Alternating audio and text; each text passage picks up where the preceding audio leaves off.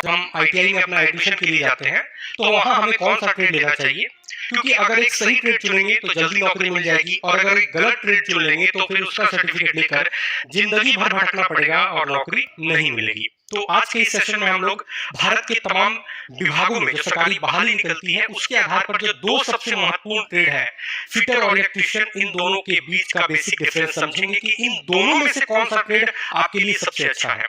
आप किसी अनुभवी व्यक्ति से पूछते हैं या भारत के किसी भी कॉलेज में जाते हैं तो आपको वहां पर ये दो ट्रेडें जरूर मिलेंगी और आज के इस सेशन में आपका ये डाउट पूरी तरीके से क्लियर हो जाएगा कि इन दोनों में से कौन सा ट्रेड सबसे बेस्ट है। मैं अपने पिछले 10 सालों का अनुभव अपने इस चैनल पर आप लोगों को देता रहता हूं। मुझे हिम्मत मिलता है जब आप इस चैनल को सब्सक्राइब करके बेल आइकन प्रेस करते हैं, क्योंकि इस चैनल के माध्यम से मैं अपना एक एक एक्सपीरियंस जो है वो आपके सामने रखता हूं।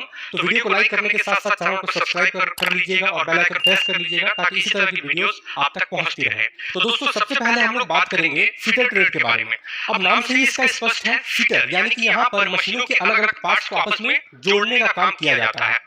यहाँ पर आपको एक कार नजर आ रहा है, ये कार लोहे का बना होता है, इसके अलग अलग पार्ट्स पुर्जे होते हैं। इन सभी पार्ट्स पुर्जों को आपस में नट बोल्ट की सहायता से जोड़ने वाला व्यक्ति ही फिटर होता है।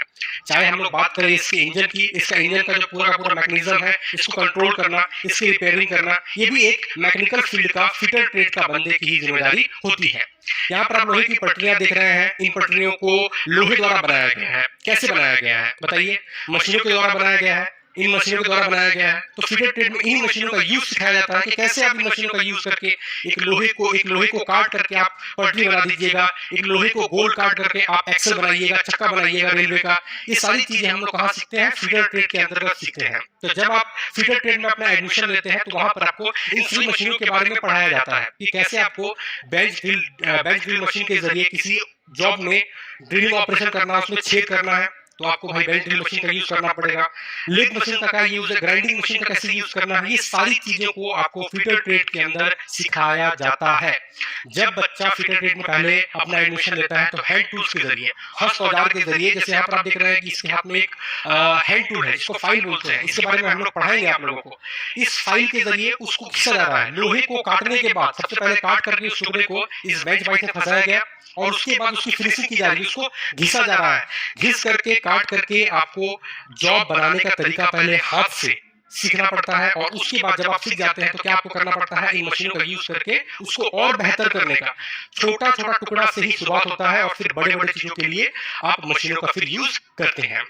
यहाँ पर जॉब बनाने के लिए मेजरिंग सिखाया जाता है कि आपको कैसे किसी चीज को मापना है, कैसे मेजरमेंट लेना है, कैसे कटिंग करना है, कैसे उसका ऑपरेशन करना है। ये सब चीजें आपको फिटर ट्रेड के अंतर्गत सिखाया जाता है। और फिटर ट्रेड में क्या है कि थोड़ा सा यहाँ पर हार्डवर्क होता है। क्या होता है? थोड़ा सा कड़ा वर्क होता है। किसी मशीन को आप ऑपरेट कर रहे हैं तो उसमें कंपन होगा, किसी टूल्स को आप चला रहे हैं तो उसमें आपका बल लगेगा। तो यहाँ पर क्या होगा? आपका फिजिकल वर्क ज्यादा होता है। इसके विपरीत अगर हम इलेक्ट्रीशियन ट्रेड की बात करें तो इलेक्ट्रीशियन ट्रेड